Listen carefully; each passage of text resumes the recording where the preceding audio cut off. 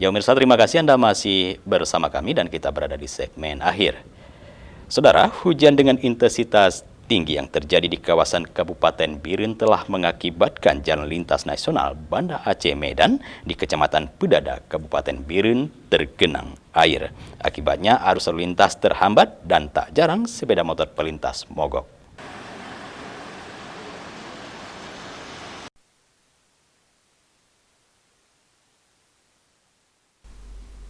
Hujan dengan intensitas tinggi yang terjadi belakangan ini dari sore hingga malam mengakibatkan meluapnya air dari paya laut yang terletak di Desa Pulau Ara, Kecamatan Pedada, Kabupaten Biren, sehingga menggenangi sejumlah ruas jalan nasional lintas Medan Banda Aceh.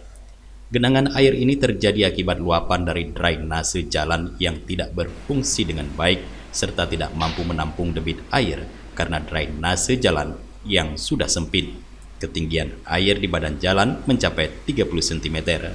Salah seorang warga, Ibnu, menyampaikan bahwa luapan air di badan jalan lintas nasional ini sudah kerap terjadi tiap musim penghujan. Bahkan tak jarang pihaknya melihat sejumlah sepeda motor hingga mobil mogok di lokasi genangan air ini. Air siap maghrib sekitaran jam 8, 9, 10, jam 8 lah siap maghrib. Hujan sore, hujan jam 5, jam 6, jam 7, jam 8 naik air terus. Sampai sekarang lah air buangan dari paya laut ada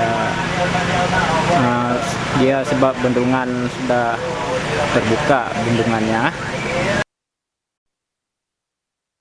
Petugas kepolisian dari Satlantas Polres Biren dan BPBD Kabupaten Biren turun langsung untuk mengatur arus lalu lintas, membersihkan saluran yang tersumbat agar tidak mengganggu akses jalan untuk warga yang melintas di kawasan itu.